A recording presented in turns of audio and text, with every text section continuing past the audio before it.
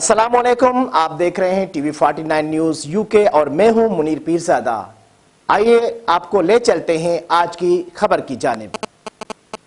Saudi अरब में मुस्लिम league नून रियाज reason की जानिब से इशाइया का एहतमाम किया गया, जिसमें सफारत खाना पाकिस्तान के वेलफेयर अताशी सुहेल वड़ायत समेत पार्टी के अहदेदारों और कम्युनिटी ने शिरकत की।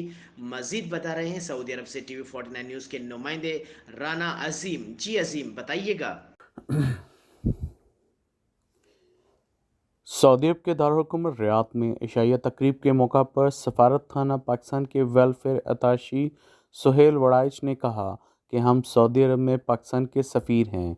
हमें पाकिस्तान का मस्बत चेहरा दुनिया के सामने लाना है। हमें सऊदी के कवानीन की पासदारी करते हुए यहाँ की मईशत और तरक्की में अपना किरदार अदा करना है। हमें चाहिए कि हम खुद भी कानून की पासदारी करें और अपने हमवतनों को भी इस बात से आगाह करें कि वो यहाँ के कानून की खिलाफवर्जी ना करें और कवानीन का एहतराम करें।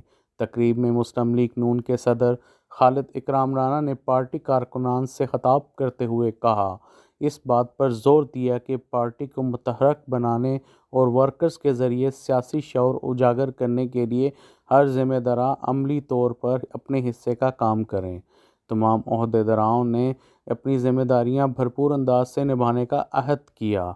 इन्होंने इमरानी दौर हुकूमत से छुटकारा पाने और मुस्लिम लीग नून की हुकूमत बनने पर शुरका को मुबारकबाद दी गई और इस बात का इरादा किया गया कि हम हर हाल में कायद मियां मोहम्मद नवाज शरीफ के साथ शाना बशाना खड़े हैं।